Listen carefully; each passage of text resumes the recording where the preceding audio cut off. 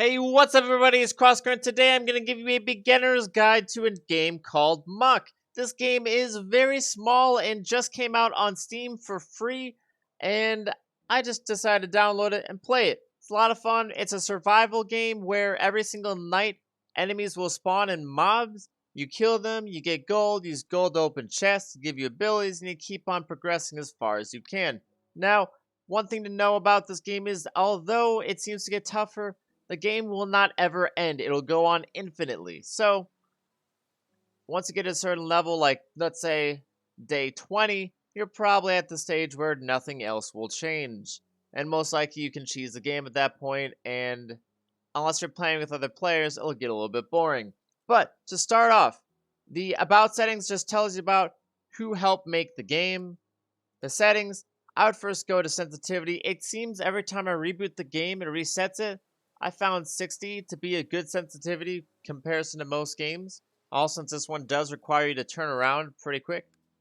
Everything else, I don't think really needs a lot of change. Graphics, I would turn up to ultra just because the game's pretty basic and small. So it shouldn't eat up your RAM. It shouldn't destroy your PC. Should be able to run pretty smoothly. If you are joining a lobby, I'll show you how to do that. If you're hosting, you got to copy the key and then give it to someone. They go here and join the lobby. But to join, they got to join in before you actually start the match. Apparently, you cannot join in later no matter what. Also, if you leave a game you start, they do not have a way to save it. So when you leave, you have to start completely over. Hopefully, this will be fixed down the stretch, but it has not been done yet. So what I'd suggest for everyone starting is turn it to easy, because believe me, easy until you get some sort of strategy is actually pretty hard. Player damage, I turn that off even if I do have teammates because you don't want to kill them most of the time. Versus battle, I would suggest turning on just in case it doesn't allow you to. Unless you want to have a weird survival thing where neither of you know what you're doing. But otherwise, it could go infinitely and make a versus battle really awkward. Creative mode is a mode where there's no enemies that spawn. So yes, it lets you learn the game, but it's so boring that I would not suggest actually doing it. Seed, not many people understand what that's there for. If someone does, be sure to comment below. I'd greatly appreciate it so then everyone can understand what exactly that means. Let's start on easy difficulty, survival. Hit start. Loads it up. Again. Okay. So normally there will be a tutorial. It seems right now there is not. But basically, oh, there's a tutorial. It came in a little bit late. You gotta pick up a rock. Boom. Move the rock down to your inventory. And imagine that there's numbers there, because you'll be switching around between stuff. Alright. So, you're going to look for the green circular trees. Those are the basic ones. Just chop it down with the rock. Next thing you're going to want to do is you're going to want to build an axe. So then you don't have to use a slow rock to chop down a tree again. But first, you got to make a workbench. Now, something that's a bit strange about this game is you don't really need a foundation or a structure for your base for quite a while. Mobs will attack stuff, but once they destroy them, you can just place things down again, and that's the only problem. So, really not a big deal. The only way to learn new things to make is to discover the basic part for it. Like, let's say the wood allows me to find wood axes. So then I need wood and bark. Boom. Made the bark from basic. Boom. Wood axe right there. Got that going. Yeah, you want to get the axe and the pickaxe quick so you can get all the materials you need. By the way, chat, you see at the bottom right of my screen, there's 3 bars. The green one being the health. It's pretty straightforward with that. You lose it, you die.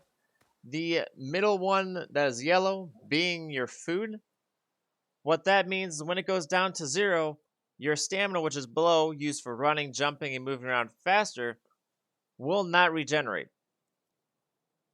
So be sure you're eating food. Red apples will help with that. Mushrooms on the ground can help with that. Some mushrooms do different things. One of them will give stamina. One of them will give other stuff. Let me just go through real quick if I find any. I am not finding any, though. Some things you'll unlock and you just will probably not even use. So guys, when you come to the chests like this, once you kill mobs on the night, you'll be able to open these chests and get abilities. The brown ones over there, they cost the least, but they give you the smallest abilities. These ones have better chances of getting rare abilities, and the golden chests give you legendary abilities. Now, I have found that the best way to go about this is to get as many basic chests as you possibly can, because those abilities will stack. It'll give you stuff like more movement speed, an extra jump, a little more power, all that stuff that would really help you out. And sometimes it'll even give you something a bit rarer. Legendary stuff that will be extremely hard to find with these chests, but it is still a possibility. So just keep that in mind. Alright, so you're going to want to build your stations pretty quick, since those help you move along a lot faster. Now, chat, when you do make a base, typically you want to make sure that there's basic resources around, which you see there's regular trees, regular rocks. You're going to make sure that there's next level resources, which will be the iron ores, and I believe the birch trees. After that, you'll have fir trees and mithril ore, which is blue. Then you'll have the the oak trees, and the adamantite ore, which will be green. So you always want to be sure you're upgrading stuff as best as you can so you can get ahead of the enemies when they spawn at night. Right now, though, we're just getting some basic stuff. You can kill the first knights of stuff with just basic wooden weapons. All right, let's build that cauldron, though. Cauldron is used for cooking, and the furnace is used for making bars. Now, for each of these, you will need fuel, which can be coal or some type of wood. And as you see right now, I'm facing a mob. With these guys, it's easiest if you just hit them from behind. They won't be able to turn around and attack you as easily, and you can more likely to crit them.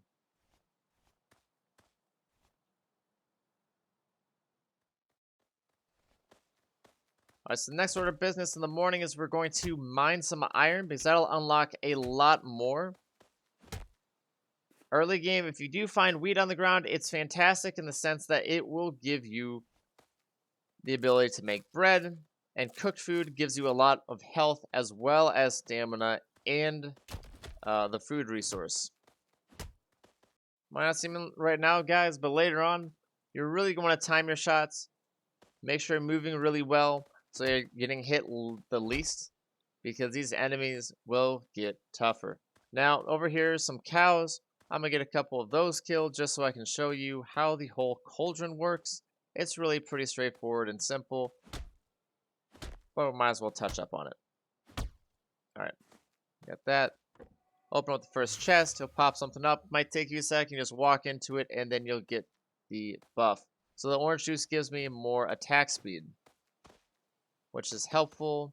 This will stack along with everything else. Ooh, lucky me. There's rope, and there's the torch in there. Now, guys, with combat, you gotta choose between being a ranger or being a melee guy. You can technically do both, but if you are gonna be a ranger, you gotta make rope, so then the bow will pop out when you make the anvil. Oh, you can actually make it right now. Boom. Easy. Done.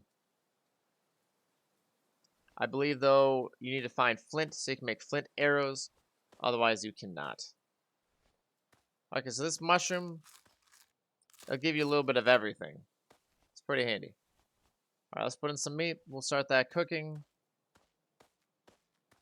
Mine some iron. I'll go into these structures right here. Just kind of show you what to expect with that. It's a great way to get free abilities and more gold. But yeah, for the start of the game, when you're mining iron or whatever is next above the tools that you have, like wood trying to get iron or iron trying to get mithril, etc., it's going to take a lot longer. So guys, when you come here, it says start battle. I'm going to just hit E on it, and boom, enemies are going to spawn. You face them, you kill them, you get gold. Also, there's random tiers that can pop up. Sometimes you can get really tough tier from these, so you gotta be careful. You do not want to screw yourself over this early. But, as you see, I got legendary tier gear. That's insane. That does not happen much. Alright, so with this purple shroom, this will just give you stamina. So it's in my opinion, the least useful one of them all. Lygon shroom will give you a lot of food consumption and a little bit of stamina, but no health. Also, guys, you come to this is respawn totem. So if you have allies within the game, come here, you can pay money, and it'll respawn them. Now, it'll respawn them where they died, but all their stuff will be on the ground. So if you get respawned, you gotta be quick to pick your stuff up before you possibly get killed again. I think the only other use for this is if you have no food, you can still get around by using these shrooms.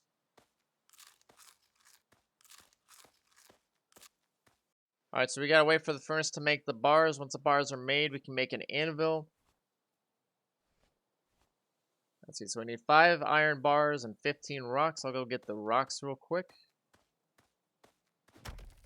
Now, first thing I'll do once I get this anvil is I'll get a sword just to make sure I'm better off against the enemies. The sword will make a big difference in that regard. Now also it seemed I got flint, so I can also make some flint arrows if I really want to. I'd rather not because wood, I don't have a whole lot of that right now, and I'm more focused on making the iron equipment.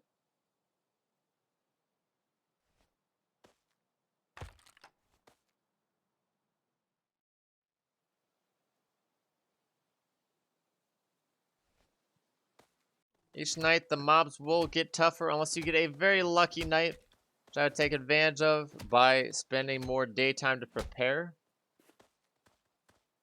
Because that's the main idea of the mobs, is to waste your daytime. So then you get no time in between the day and the night.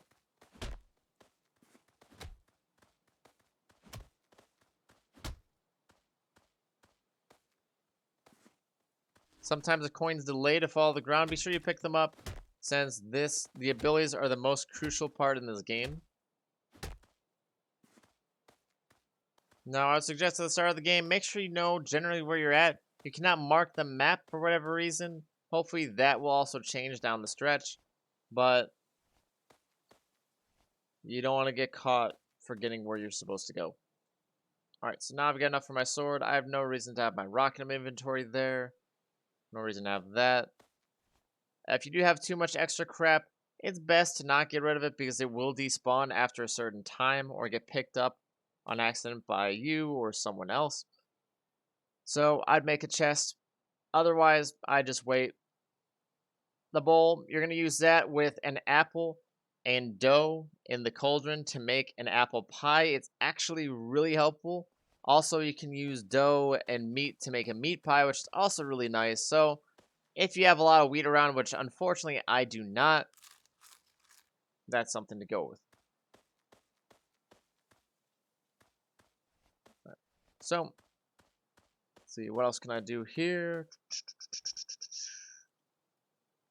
Armor is pretty important as well. I typically get iron and then I won't mess with it until I get adamantite, just because it does enough until then.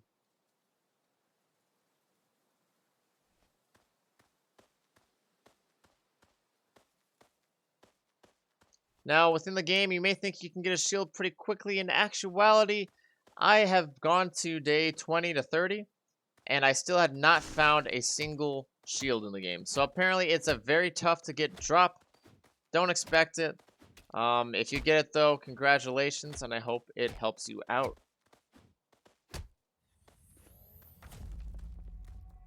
Very nice.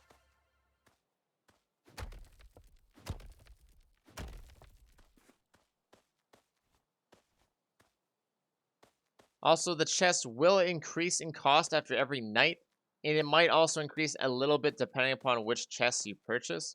Don't quote me on that part, though. See, now this is one of the tougher ones that I accidentally started. 3 rock golems are no fun. Now, like every enemy, there is a weakness. Well, these guys typically... Typically, you can go around the sides of them, but you don't want to get too aggressive with them early game. You want to play it safe. But thank you guys for watching. Hopefully that helps you understand what you need to know to get the game going. I will intend on some point down the road making a guide to whether it be versus, whether it be the things that I'll mention in the game, which is based on mushrooms and cooking, or maybe even a very quick guide on how to scale fast in the hardest mode.